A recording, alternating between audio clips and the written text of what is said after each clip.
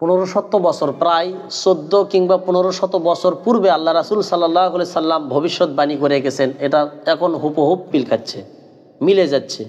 যেমন আল্লাহ রাসূল 1 নম্বর পয়েন্ট দিয়েছিলেন যে নারী সংখ্যা বেড়ে যাবে, নারীর সংখ্যা বেড়ে যাবে, পুরুষের সংখ্যা কমে যাবে। এমন এক জামানা আসবে যে নারীর চেয়ে অর্থাৎ পুরুষের চেয়ে নারীর সংখ্যা বৃদ্ধি পাবে, আর নারীর কারণে পুরুষেরা গাছে চড়বে। এরকম হচ্ছে, ভবিষ্যৎবাণী হুবহু মিল খাচ্ছে। দ্বিতীয়ত নম্বর হচ্ছে যে মেয়েরা কাপড় পরবে, তবে লগ্ন থাকবে, মানে উলঙ্গ সিস্টেম থাকবে। এমন একগুলো পোশাক পরিধান করবে যে পোশাকে মেয়েদের শরীর সব দেখা যাবে। হুবহু মিলে যাচ্ছে কথাগুলো। তারপরে সমাজের সর্বনিম্ন মানুষ ধনী হয়ে যাবে। সাহাবারা আরজ করলে, রাসূলুল্লাহ সমাজের ব্যক্তিরা কেমন করে ধনী হবে? আল্লাহর নবী তখন বললেন, ও সাহাবীরা, দেখবে, তোমরা লক্ষ্য করে দেখবে, আমি এক সময় থাকবো না। এই কথাগুলো বাস্তবায়ন করে দেখবে গো। দেখবে যেই জায়গায় বিল্ডিং দেওয়ার কোনো যোগ্য নাই, দরকার নাই, ওই জায়গায় দেখবে অহেতুক বিল্ডিং বাড়ি হবে। দেখবে যার মধ্যে কোনো বুঝ নাই, সেই অল্প বয়সী নেতার উপনীত হবে।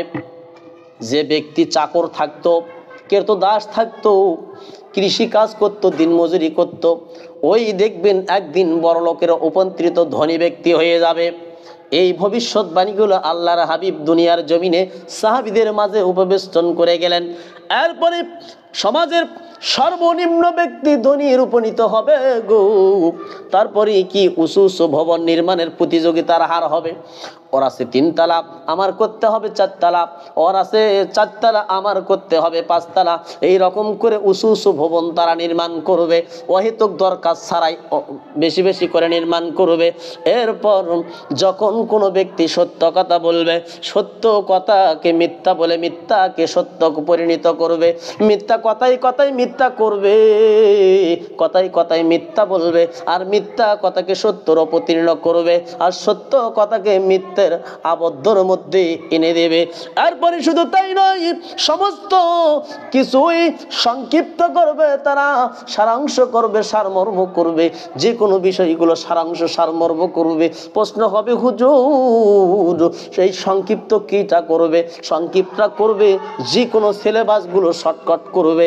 যেমন সিলেবাসগুলো সংক্ষিপ্ত করেছিল ফেরাউন, মিস্টার ফেরাউন সংক্ষিপ্ত করেছিল, এমনভাবে সংক্ষিপ্ত করেছিল কুরআনুল কারীমে ধ্বংস করার জন্য, কুরআনুল কারীমকে দুনিয়ার জমিন থেকে উৎখাত করার জন্য ফেরাউন 30টা বছর কিংবা 40টা বছর ভাগ করে নিয়েছিল। ভাগ করে নেওয়ার পর ফেরাউন প্রথম 10 বছর কোরআনের কিছু কিছু আয়াত, কোরআনের কিছু কিছু আমল বন্ধ করে দিল, কোরআনের কিছু কিছু আয়াত কেটে সেটে সিলেবাস সংক্ষিপ্ত করে দিল। তৃতীয় বছর অর্থাৎ 10 বছরে এটা করলো। তারপর 10 বছর, এই 10 বছরে কোরআনের অনেক সূরাগুলো তুলে নিল, উঠে নিল। প্রথমে আয়াত ছাঁটাই করলো, তারপর সূরা তুলে নিল। দ্বিতীয় 10 বছরে সূরাগুলো তুলে নিল। তৃতীয় 10 বছরে মুসলমান, তৃতীয় 10 বছরে কোরআনের হাফেজ যারা বেশি বেশি করে মুখস্থ পড়ত, এই হাফেজগুলোকে আবদ্ধ করলো, আবদ্ধ করে তাদেরকে আঘাত করা শুরু করলো, ব্রেন মস্তিষ্কগুলোকে নষ্ট করে দিল।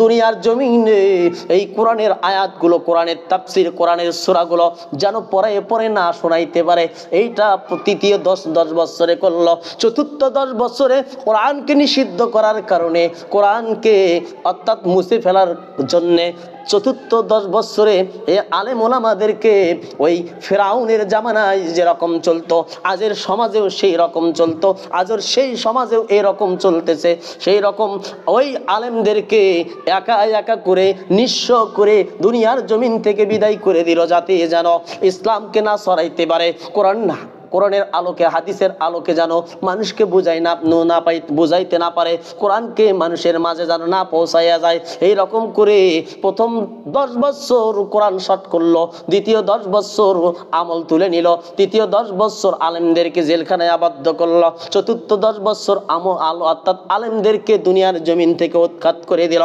তারপরে মানুষ দুনিয়ার সুখী হয়ে যাবে, মানুষ এমন সুখী হয়ে যাবে যে চাকর ছিল সেও সুখী হবে, যে দুনিয়ার জমিনে ছোট লোক ছিল বড় লোক হয়ে যাবে, যে ব্যক্তি নেতা হওয়ার যোগ্য নেই সেও নেতা হয়ে যাবে।